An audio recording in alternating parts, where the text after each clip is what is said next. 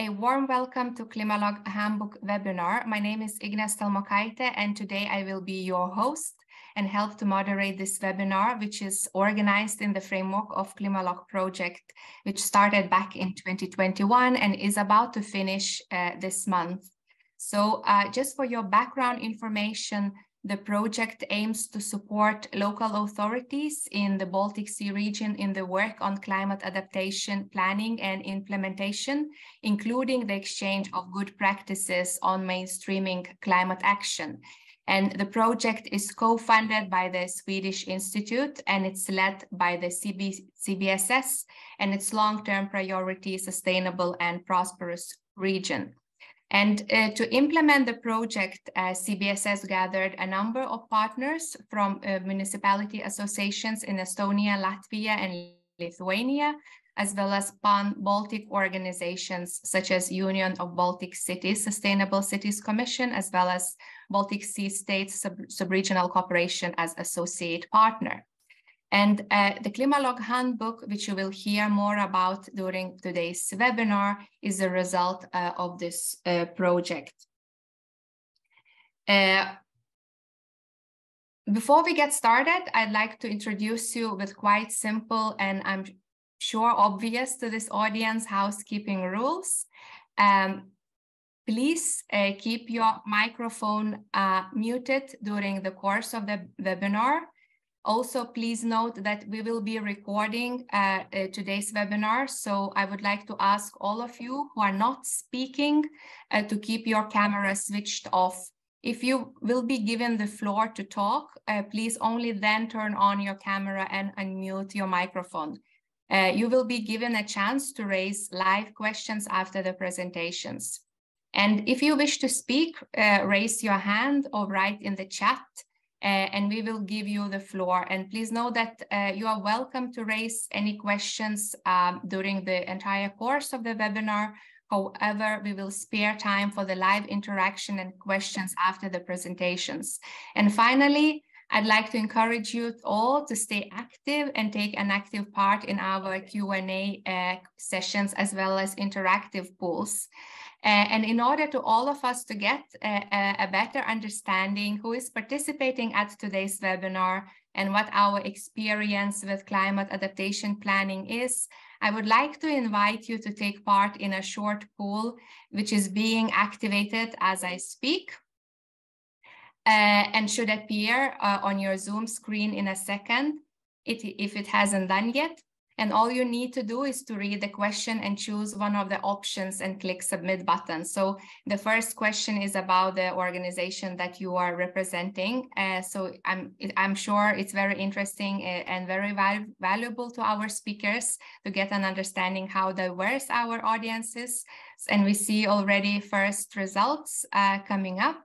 We have quite a number of people joining us from local authorities, national authorities, and non-governmental organizations. Some people representing research, business companies, and of course, international organization participants are there. We give a few more seconds to wait for the responses from the audience, and then we will move to the second poll question. It's really good to see that local authorities are taking part at the event since the handbook is very much tailor-made for the local authority climate change implementation. Okay, perfect. Thank you very much for taking part in this survey. Maybe we can move to the next question, which will be activated in a second. And it is related to the topic of today's webinar. We are interested to know, what do you know about your local municipality's climate adaptation planning? Please select the answer that describes your situation the best. We will see the results appearing in a moment or two. Here they are coming. Yes. So we see quite even distribution among our audience between yes and no questions. Some participants are already having climate adaptation plans in preparation at their local municipalities. Some of them don't know what is the status of climate adaptation planning in their municipalities, and others don't have yet such plans in place. We give a few more seconds to wait for more answers to come in. And I think we can quit the pool session now, as we already see the distribution of the answers. So I really hope that given the answers of yours, that today's webinar will be of valuable experience. So let me just briefly take you through today's agenda. In today's webinar, you will hear a welcoming address by Grzegorz Poznanski, the Ambassador and the Director General of the Council of the Baltic Sea States. The CliMaLoc handbook itself will be introduced by Valdur Lahtve, Senior Project Manager at the Stockholm Environmental Institute office in Tallinn. And after the presentation, we will have time to discuss and answer your questions. So without further ado, I'd like to hand the floor over to Grzegorz Poznanski. Grzegorz, over to you.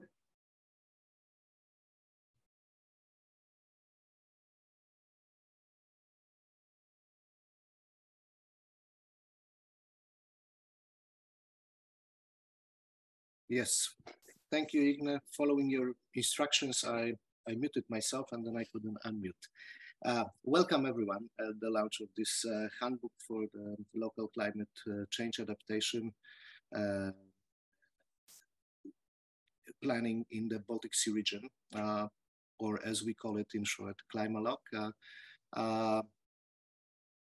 I'm very happy because through past years, the CBSS specialization became something that we call here in the house localization.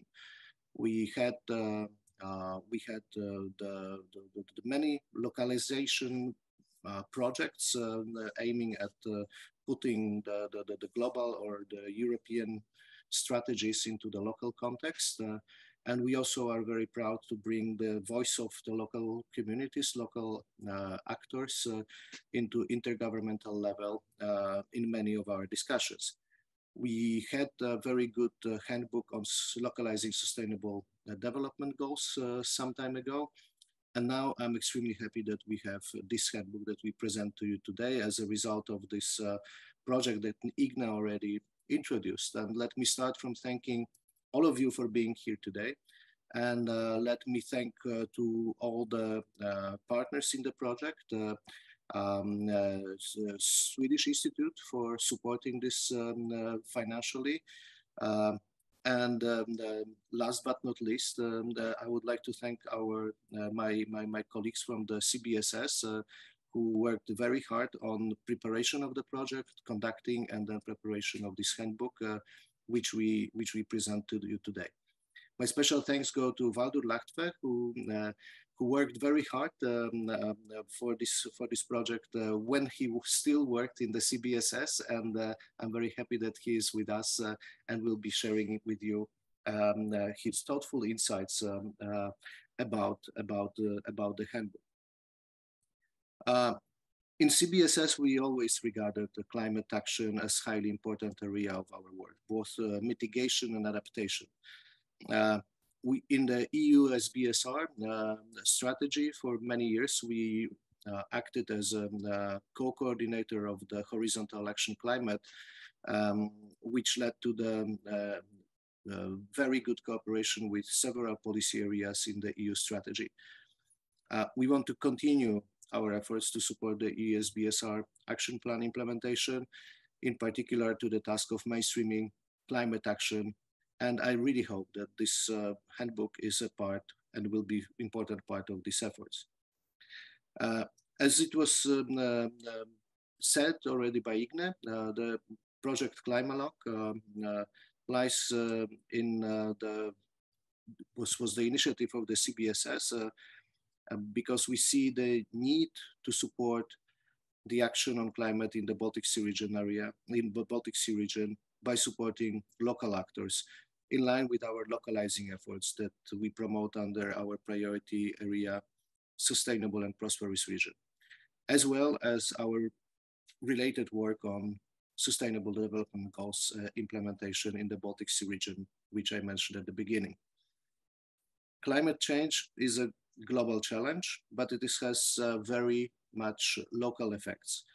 Bringing adaptation action to our communities and into our municipalities helps us to bring the understanding of climate change's effect close to our hearts, and also guide us in effectively addressing climate change adaptation challenges. The Baltic Sea region countries face similar challenges in terms of the climate change. Floods, extreme rain, snowfalls, landslides, and forest fires, and the effects on the Baltic Sea marine environment is something that we all share. This is why it is important to learn from each other's experiences and to cooperate in developing our climate adaptation strategies so that they are aligned and can help creating win-win situations for neighboring cities and countries. Valdur will talk more about it, but very briefly, how did we do this project? As it was mentioned, led by the CBSS, financed by the Swedish Institute, brought together associations of municipalities from the Baltic Sea region countries and the pan-Baltic organizations such as Union of the Baltic Cities and its Sustainable Cities Commission, as well as Baltic Sea States Sub-Regional Cooperation, or BSSC. Their aim was to identify common challenges for small and medium municipalities and share good practices. So today we present to you this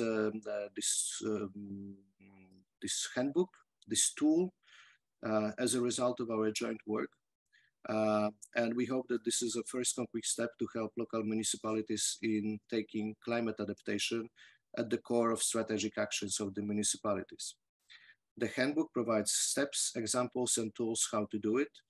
We see this handbook as a beginning of the joint journey, a journey we want to invite you all to take part in.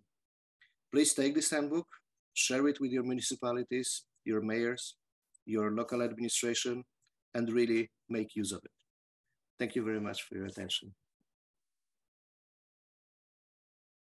Thank you very much for your welcoming words, Grzegorz. Now we will move in the presentations, and I would like to give a warm welcome to Valdur Lahte, who will take you through the key steps of CliMaLoc handbook. Valdur, over to you. The floor is yours.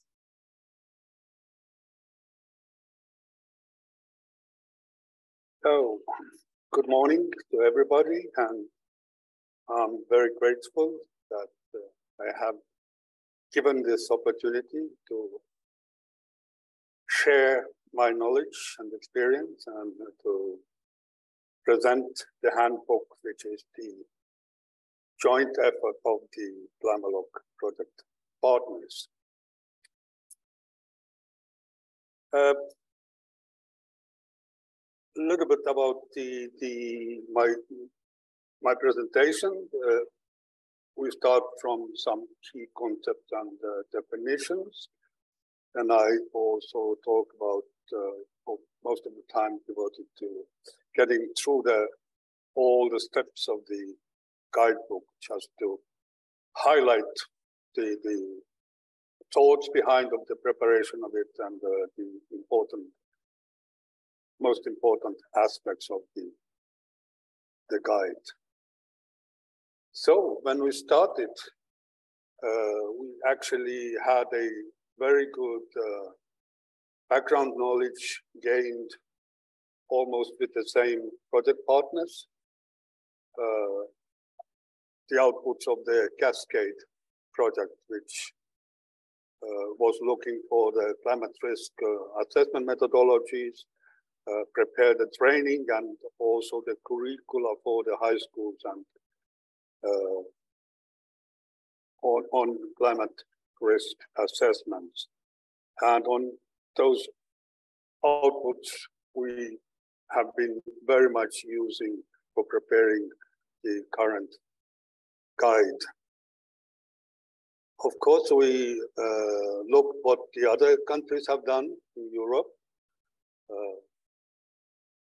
there have been quite many initiatives. We know that there have been updated the EU climate adaptation strategy, which calls for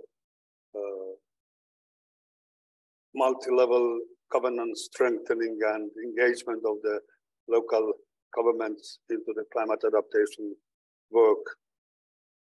We used the best knowledge gained by different stakeholders.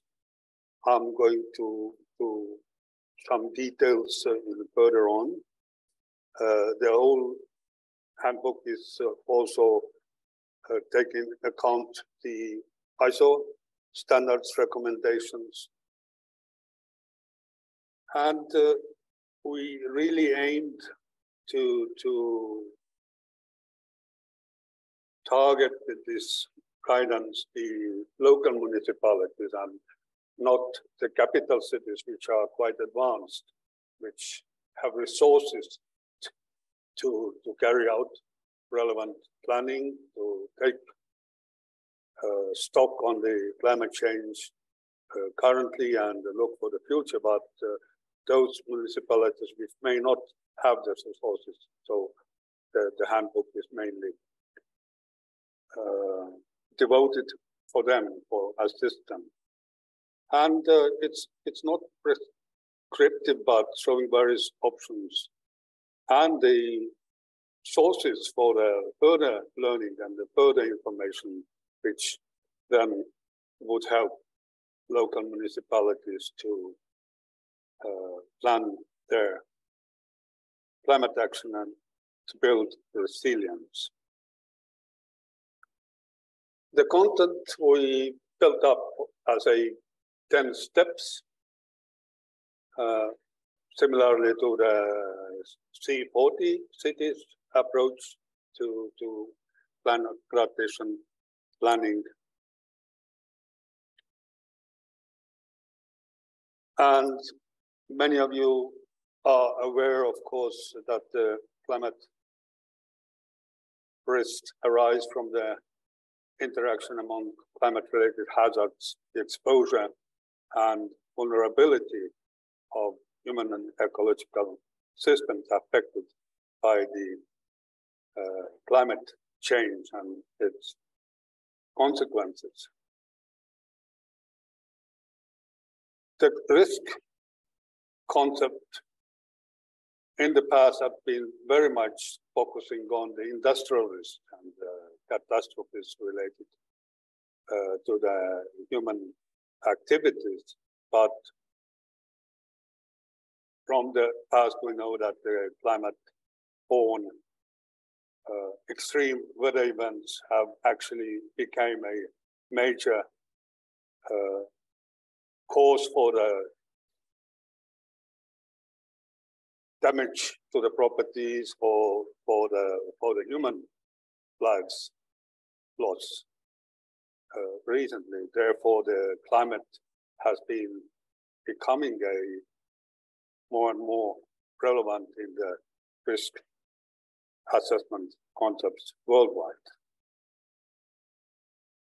Adaptation, that's any activities and actions aiming to make adjustments and changes in human and natural systems in response to anticipated climate change impacts. And it really plays a key role in reducing exposure and vulnerability to climate change. Both natural systems and human systems are affected, and there are quite many ways of addressing those risks there. Resilience is a capacity of the dynamic system to adapt to disturbances that threaten the system function, viability, or its future development. And we are all looking at this on the perspective of the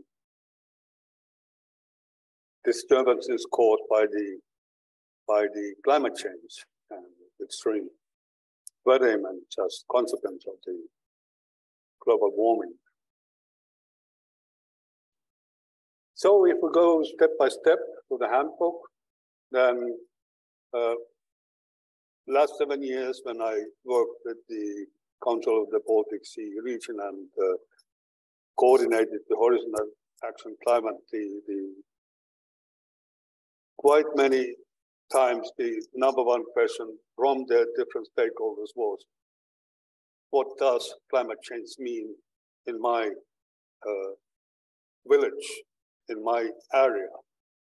How the climate effects occur 100 years from now on. And actually, quite many Baltic Sea region countries are advanced in addressing those questions. They have quite precise maps, data, and publicly available tools to demonstrate the local climate vulnerabilities, or have predicted how different aspects of climate will look in 50 years, in 75 years, in 100 years from now on, like the Danish National Risk Map of Coastal Areas, prepared by the Danish Coastal Protection Agency, or Swedish Advanced Climate Change Scenario Service, or German Climate Knowledge Portal. But not all Baltic Sea countries have cross-sectoral assessments, or the integrated assessments. We know that thanks to the EU flooding directive, all the countries have mapped their flooding risks. And those maps are made publicly available and are very good source for the local governments for planning purposes, for permitting the constructions or setting the conditions for building, etc., of infrastructure or the housing. But the flooding is not only climate threat we are facing. So the more complex approach is needed. And actually, the Swedish Hydrological Institute, together with the World Meteorological Organization and the other partners, have developed a tool to get site-specific climate data based on the International Climate Panel long-term climate change prognosis. It's open access service, and it provides instant summary reports of the climate change for any site on the globe. You just go and click on the map or enter the name of the place you want to know what happens in 25, 50, 75, 100 years, and you get, there is a, on the right side, you see the Vero municipality where my summer house is located, the assessment of the changes in the climate patterns and aspects there. Increased temperature, the average by +4 centigrades Celsius grades. Much higher precipitation, 16%. But there is also a risk for the droughts, the aridity or the soil moisture is aridity is going up and the soil moisture is going down. Even besides there are the average precipitation increase, and it means much more flash floods and much more the floodings in the downstream, but the soil moisture as average will go down, etc. So such type of very concrete, very detailed information is now available on the links shown on this slide. Here is the reference to the sources for the outputs of the Cascade project. One is the guidelines for integrated climate change and risk reduction management. That's also useful to learn for municipalities to what aspects to take into account for the daily management of the municipality, or it is suitable for any organizations as well. Or the overview of the climate risk drivers, hazards, and consequences. This is the most updated view or overview of the climate risks since 2012, when there was Baltic project, where very thorough look was taken on the future climate in our region. So I warmly welcome you to check the links and the sources for the material. Besides our own Cascade project work, we also look very much on the freshest IPCC assessment reports, especially regional fact sheet for Europe. We looked at the HOTSPOTS Baltic Sea Climate Change fact sheet from 2021, which looks for the open Baltic and how the climate affects the marine environment. Again, if you want to dig deeper, then the Baltic Earth Assessment Report summarizes all the scientific work looking for the different climate impacts in the different medias, different environments in the Baltic Sea region. The freshest report I just discovered was from Sweden, looking for the extreme storm events occurrence in the Baltic Sea, which is, again, very good summary to look at and to take into account, for example, when you are located at the coast of the Baltic Sea region, to understand what processes we are facing today and may face in the future. Of course, climate change is really, there is a big uncertainties, and the extreme weather events prognosing is very difficult, but we know the frequency and the magnitude will increase for sure.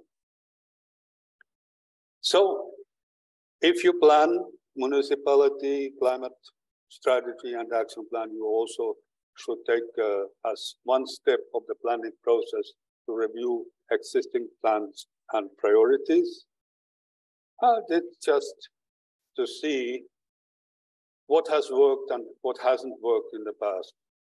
What has and will be changed in your environment and operations due to the climate change. How climate considerations affect existing development objectives and priorities. What do we take out and what new things must be put into the adaptation plan or general plan or city budget when those are under scrutiny.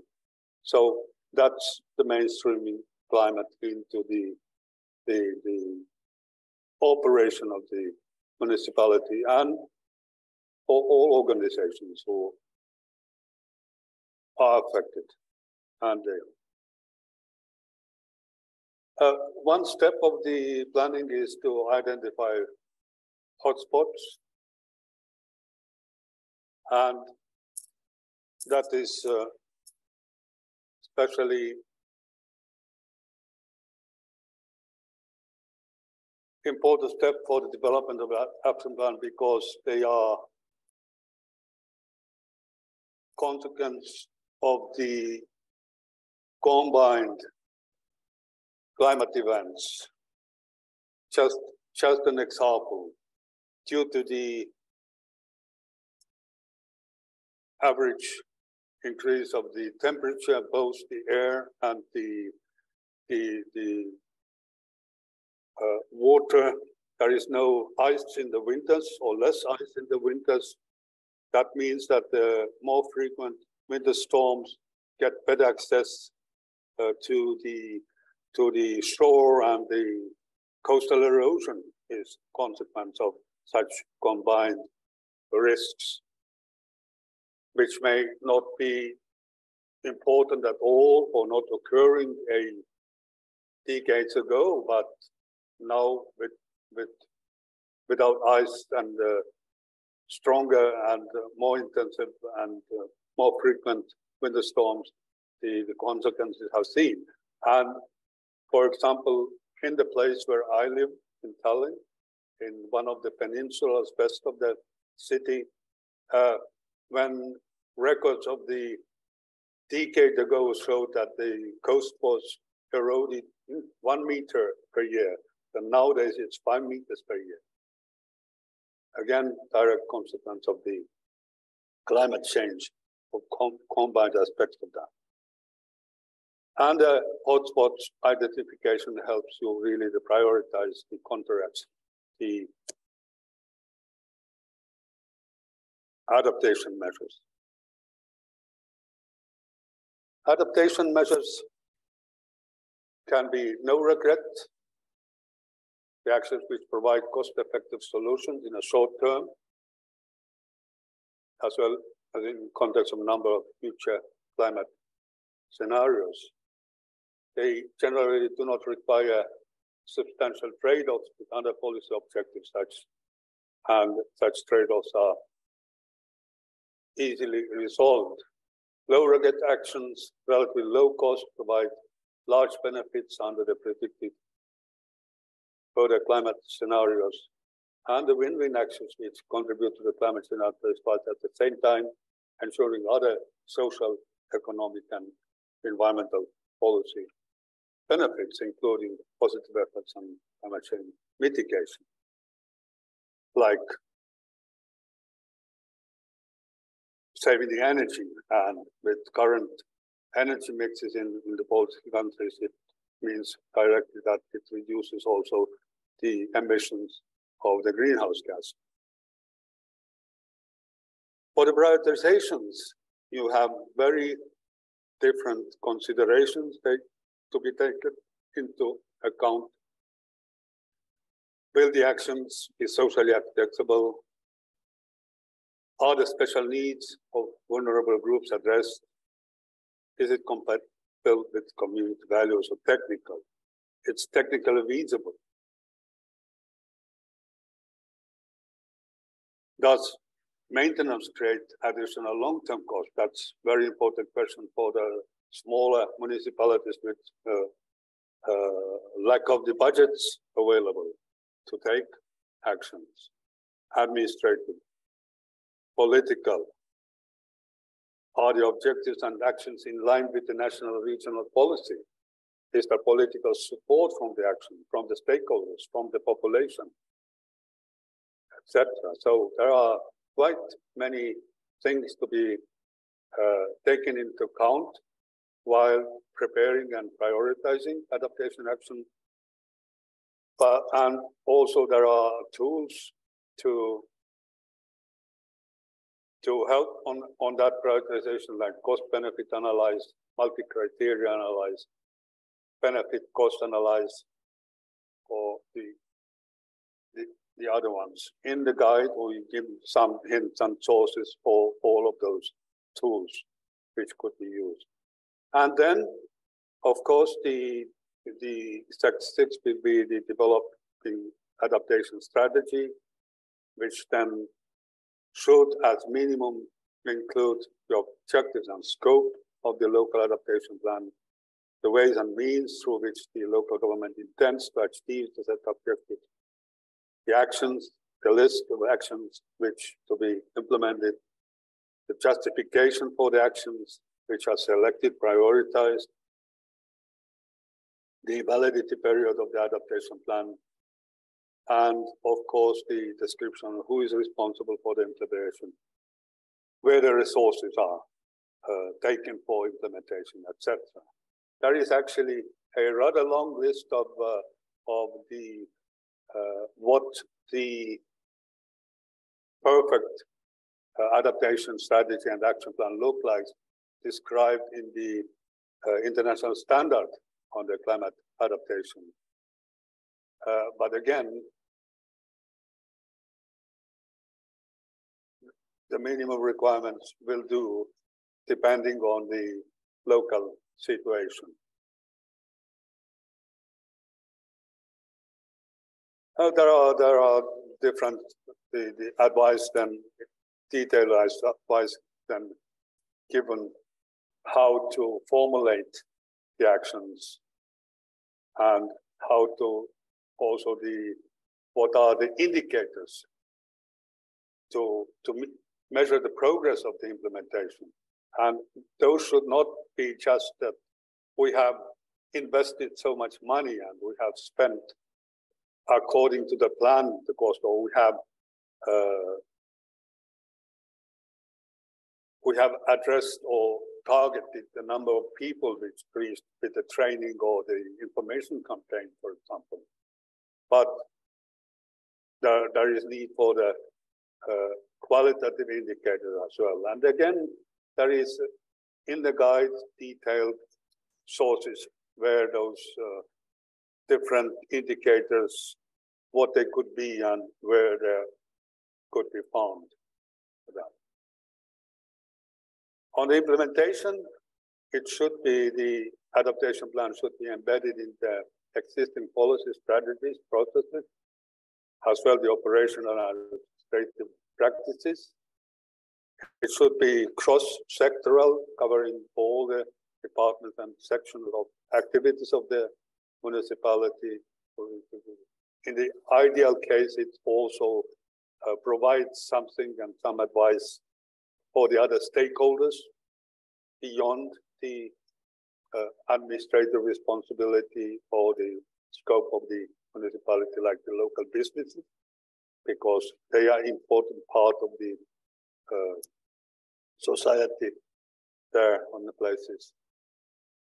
There is, for the implementation, there is the urban adaptation support tool of the Covenant of Mayors for the climate and energy. So that tool suggests that the following should be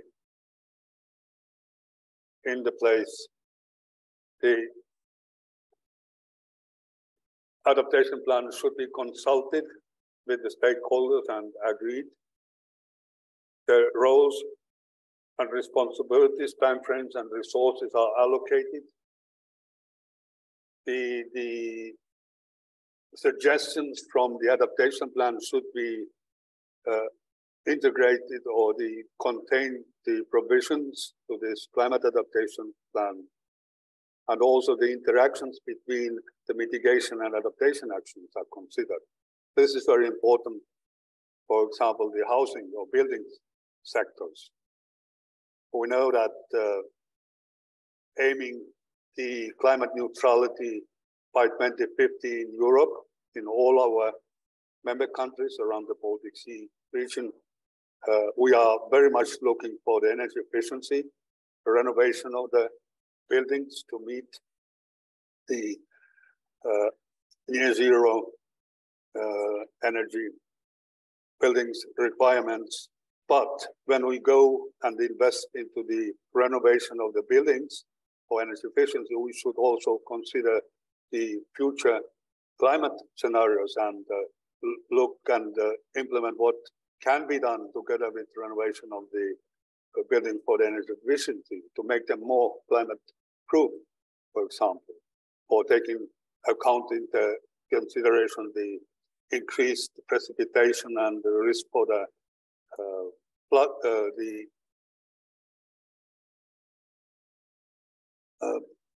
huge rainfalls, for example, that together with renovation, we prepare the surface around the house to be permeable, not collecting water and increasing the pressure for the sewer system or creating the floodings of the neighborhood, etc. So again, I'd like to use the opportunity and to refer another project of the Council of the Baltic Sea States, initiated and implemented together with the partners, the CAMS project, Climate Adaptation Mitigation Synergies, which addresses all these relevant questions. And all the information is available on the web again. So interaction and synergies between the mitigation and adaptation are very important to take into account. Monitor, evaluate, adjust, that's the part of each proper strategy and action plan. There is a lot of indicator systems, and our guide gives you links and advice how to go and look for those. Which then, of course, there is a different ways, and some indicator lists are very exhaustive ones, but again, you will choose according to the local conditions, which ones are appropriate for your municipality plan. Report, share, communicate. Again, tips and hints are given in the handbook for you how to address this step properly. Adaptation planning, this is from the ISO 14092-2020, adaptation to the climate change requirements and guidance on adaptation planning for local governments and communities. Our guide is quite much making reference to this ISO, but again, it can be taken easy. The ISO points can be implemented with reasonable effort very easily, also at the local level. And this is the reference to the ISO documents, which are very much related to the local adaptation planning. So I guess my time is over. So I say thank you. And it's time for the Q&A. Thank you. Thank you, Valdur, very much for sharing with us key insights on how local municipalities could make use of existing tools, data, and knowledge in developing, hopefully, their own local adaptation strategies in plans if they are not yet in place by now. And with that, I would like to open the floor now for questions from the audience. If there are any participants who would like to ask a question directly and live, I would like to encourage you to raise your hand, and then we will give you the floor. If not, we can turn, if there are no participants raising their hands, I can't see for the moment, we can turn to the chat to see if there are any questions coming up. And we have one question that is raised by Ujis Zanders. I will read it simply just out loud. Ujis is saying that it's a more general question. So it is not the first climate change process in the history of our planet. These changes were already happened in pre-glacial, glacial, and post-glacial periods, also in the Baltic Sea region. Do we see the similar tendencies or the current trends that are different, and how it is affecting the assessment of the trends? Valdur, do you have some insight on this question that we can start the discussion with? Of course, the climate of the planet Earth has been changed since the planet was formed, obviously, but again, whatever recorded measurements of the global temperature and climate change and the climate patterns have shown that since the Industrial Revolution, when the fossil fuels were taken into account, taken into use by the people, and the volumes of the emission of the greenhouse gases from the human activities, the burning of the fossil fuels in the ovens, in the kilns, in the engines, etc. Those additional greenhouse gas emissions actually have caused the global warming effect. This is registered, there is no doubt of that. the vast majority of the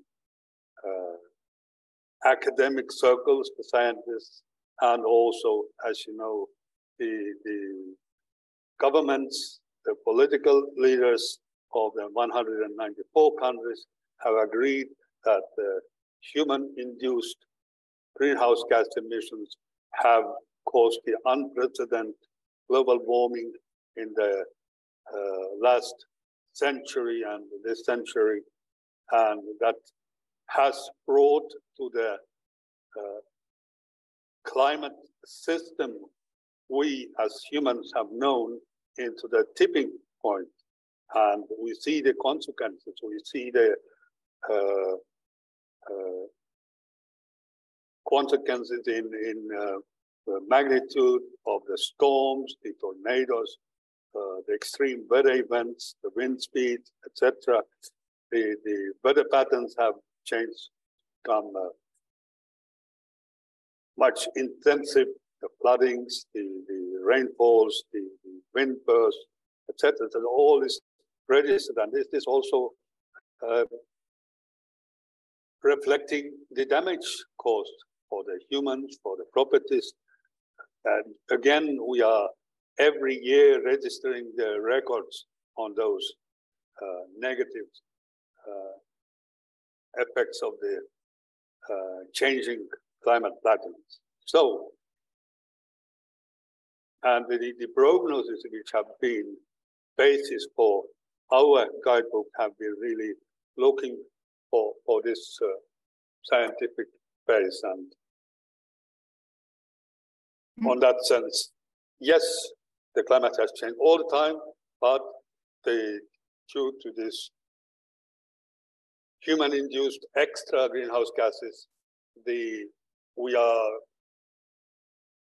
facing a totally different situation now. Thank you, Valdur, for a very elaborate answer. I see that there are some hands raised in the audience, so I would like to give a floor now to Kari Tengren. Kari, please unmute your microphone and switch on your camera so we can see you.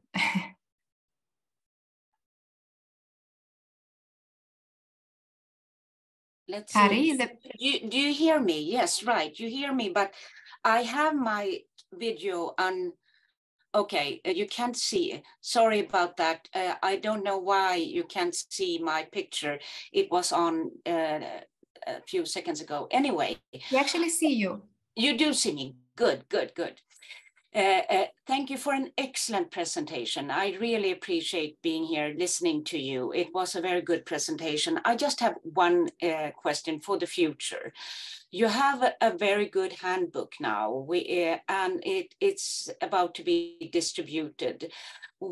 Are you seeing any main obstacles with that handbook to be used, to really be used by the municipalities? Are you seeing any hurdles or difficulties for different municipalities to use it? Can you elaborate that a bit if you see anything? Yes, thank you for the question. The handbook is free to use anybody, and for copying and disseminating and distributing. That was since very beginning of using public money, the Swedish Institute support to preparing it. We have disseminated it. For example, we have introduced it at the European level, at the Climate Adapt website. There is a link to our handbook. So it's the major source of those who are interested in climate adaptation within Europe and beyond. If we talk about possible difficulties, then definitely the language, the English guide is in English, and that language barrier could be especially for the local municipalities in countries where English is not their mother tongue. And in some countries, the language barrier is obviously preventing use of the English. So we are looking the ways, I mean, the CBSS and some interested what is like the associations for the local municipalities in Baltic countries. We are looking the means to translate it, at least in the all national language around the Baltic Sea region. So that's the next steps in making the handbook more usable at the local level. Thank you, Kari, and thank you, Valdur, for a very good answer. If I may just add to it, just to highlight that last week, the European Environment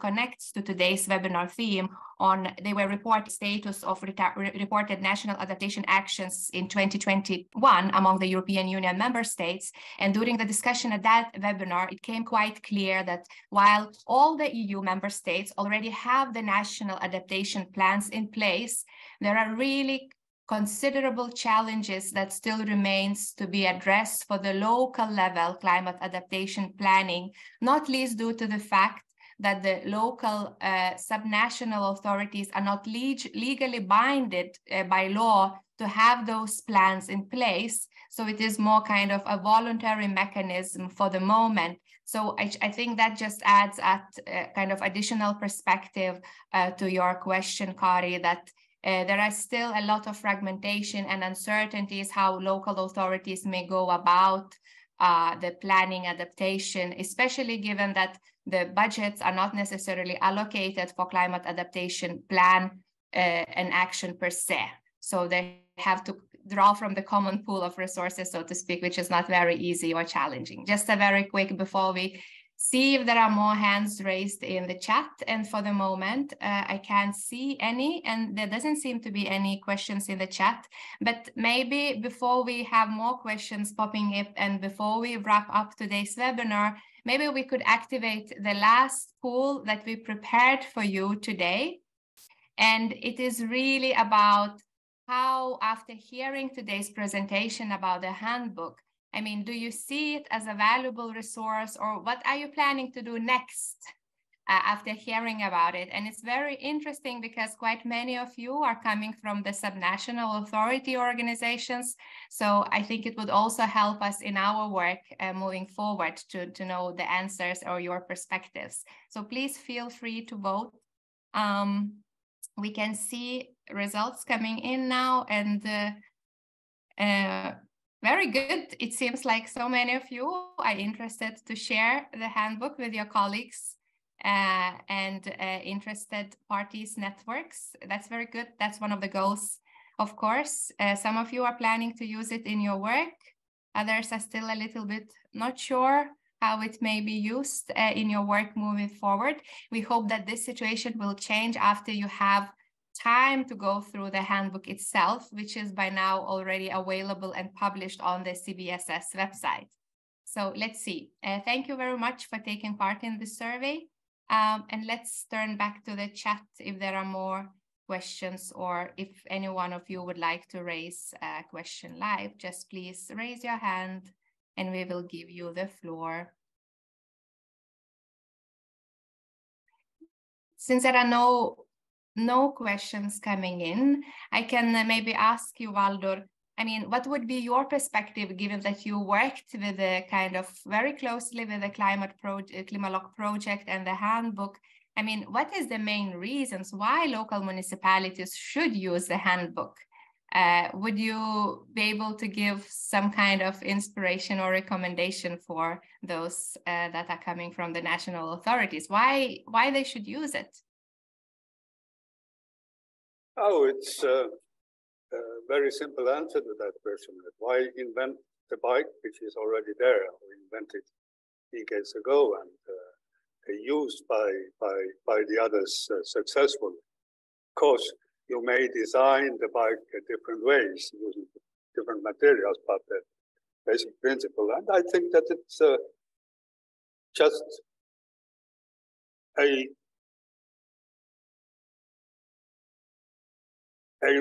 giving you anybody then who wants to use it reference to the useful sources. I think that the reference to this climate prognosis of the SMHI and the World Meteorological Organization, not many people know that source, where to find the information on the local level climate prognosis, because in majority of the countries, the prognosis have been done on the national level, and from one edge of the country, the conditions differ so much, whether you are on a coast, whether you are living on a hilly area, whether you live on a riverbank, the impacts are different. So this guide just gives you the guidance what to look, not to forget. And you can use it, all those hints, all those advices. You can skip them. It really depends on your experience, your resources on the place. Many municipalities have already hired very good climate experts who know by heart what to do and how to do without any guidance, but not all, and especially the smaller municipalities, have that resource available. So getting the advice, getting the hints where to look further information is always useful. Thank you, Valdur. I think now we have a good answer to why and some inspiration why people should go and look into Handbook after today's session. So I think the time is coming close to 11, and I would like to close today's webinar, and especially I would like to give a big round of applause to our speakers, as well as participants and also team members at the CBSS who contributed to the delivery of CliMaLoc Handbook, as well as supported the organization of today's webinar. And here on the screen, you see the QR code, which you can use to access the CliMaLoc Handbook. And as said earlier, feel free to share the handbook with your networks and colleagues. You also see the link referring to the published handbook in the chat, in case you don't have access via the QR code. So once again, thank you all for joining us today, and I wish you a good day ahead.